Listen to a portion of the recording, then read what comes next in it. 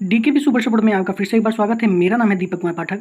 दोस्तों, आज हम बात करेंगे जूनियर असिस्टेंट 2022 के बारे में, जिसमें 1262 पद की वैकेंसी आई थी।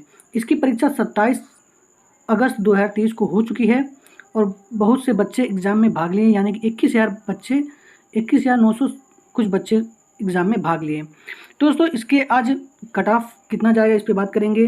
कितने लोगों को टाइपिंग के लिए बुलाया जा सकता है उस पर बात करेंगे, और टाइपिंग कब शुरू करें उस पर बात करेंगे। तो वीडियो को लास्ट तक जरूर देखिए। अगर आपने जूनियर असिस्टेंट 2022 का एग्ज़ाम दिया है तो ये वीडियो आपके लिए बहुत ही महत्वपूर्ण होने वाली है। तो चलिए स्टार्ट करते हैं। दोस्तों, जूनियर असिस्टेंट 2022 में 1262 पद का अगर कट ऑफ देखा जाए तो दोस्तों, जैसा कि आप पहले पेपर का ये पेपर का जो निकला था एग्ज़ाम के बाद कटिंग, उसको आप अगर नहीं पढ़े हैं तो यहाँ पे आप देख लीजिए। इसमें दे रखा है कि परीक्षा में 21,977 यानी 53.5% अभ्यर्थी शामिल हुए और 19,060 कुल 46.5% अभ्यर्थी ने परीक्षा छोड़ दी। आयोग के सचिव अवनीश सक्सेना ने बताया कि परीक्षा के केंद्र पर आयोग द्वारा आर्टिफिशियल इंटेलिजेंस आधारित फेशियल रिकॉग्निशन सॉफ्टवेयर का इस्तेमाल किया गया। इसके सहारे लखनऊ के कुछ केंद्रों पर 6 सर्वर पकड़े गए। तो कहने का मतलब इस पेपर का अगर मोटे मोटे तौर पर अगर देखा जाए तो आप ये जान लीजिए कि दोस्तों 21,000 बच्चे बस एग्ज़ाम दिए हैं। कुल 41,000 बच्चे मेंस के लिए पास थे, लेकिन 21,000 बच्चों ने लगभग एग्ज़ाम दिया है। 53% बच्चों ने एग्ज़ाम दिया है, 53.5% बच्चों ने। तो अब 21,000 बच्चे एग्ज़ाम दिए हैं, तो इसका मतलब कि कंपटीशन यहीं पे कम हो जा रहा है, बहुत ही कम हो जा रहा है। और मेरिट समझ लीजिए आपका कम पे ही बनेगा। और पेपर भी टफ आया था, जैसा कि आप जानते हैं पेपर टफ आया ही था। तो दोस्तों, अभी यहाँ पे 21,000 बच्चों ने एग्ज़ाम दिया था। तो इसी के आधार पे मैं बताना चाहूँगा कि कट ऑफ जो है बहुत ज़्यादा जाने वाली नहीं है, बहुत हाई नहीं बनने वाली है। अगर आप जनरल हैं, 60 से 65 के बीच में अगर आपका मार्क है तो आप सेफ जोन में हैं। अगर आपने स्कोर 60 से 65 के बीच में किया है और आप जनरल कैटेगरी के हैं तो समझ लीजिए आप सेफ जोन में हैं। और ओबीसी हैं तभी भी, जनरल ओबीसी लगभग आजकल सेम टू सेम चल रहा है तो कट ऑफ। और अगर आप एससी हैं, अगर आप एससी कैटेगरी के हैं, तो ये जान लीजिए आपको सिर्फ 55 और 60 के बीच में अगर आपका मार्क है तो आप सेफ हैं।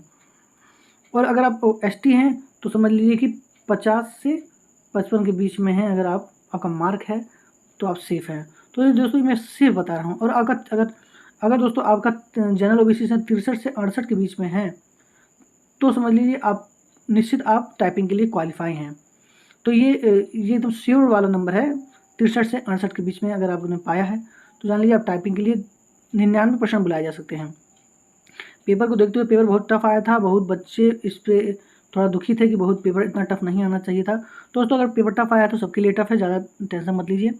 अब देखिए कट ऑफ तो मैंने आपको बता दिया। अब देखिए दोस्तों, कितने लोगों को टाइपिंग के लिए बुलाया जाएगा। तो दोस्तों, अक्सर देखा जाता है कि 4 गुना बच्चे वैकेंसी से 4 गुना बच्चे वो टाइपिंग के लिए बुलाते हैं।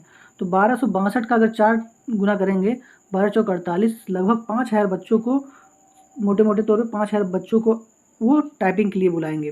और एग्ज़ाम दिए हैं सिर्फ 21,000 बच्चे, 21,000 में से 5,000 बच्चे वो टाइपिंग के लिए बुलाएंगे। तो आप समझ सकते हैं कि अगर आपका नंबर मैं जैसा मैं कट ऑफ बताया हूँ उसी के आधार पर है तो समझ लीजिए आपका तो टाइपिंग में आना निश्चित है।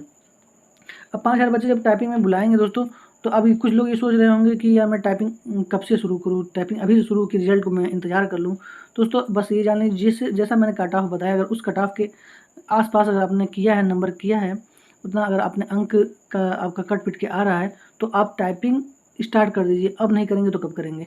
टाइपिंग आप करते रहिए। निश्चित ही जान लीजिए कि 5,000 बच्चों को अगर बुलाएगा तो बहुत से जान लीजिए एक बैच में अगर 10 बच्चे एग्ज़ाम टाइपिंग दे रहे हैं तो जानिए टाइपिंग में 10 में से 2 ही पास होते हैं।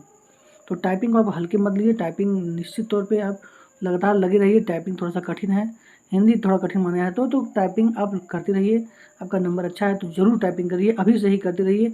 अब आपको परीक्षा तो आपकी हो चुकी है, आपको कौन सा टेंशन है। आप टाइपिंग दिन रात जुड़ जाइए। आपको टाइपिंग में वहाँ पे गड़बड़ नहीं होना चाहिए। आपको इंग्लिश 30 वर्ड पर मिनट लाना है और हिंदी 25 वर्ड पर मिनट लाना है। तो बहुत ज़्यादा कठिन नहीं है। बहुत अगर आपने रिटन एग्ज़ाम लाने के बाद भी अगर टाइपिंग शुरू किए होंगे, यानी कि अगर लगातार टाइपिंग कर रहे होंगे तो निश्चित आपका टाइपिंग क्वालिफाई हो जाएंगे।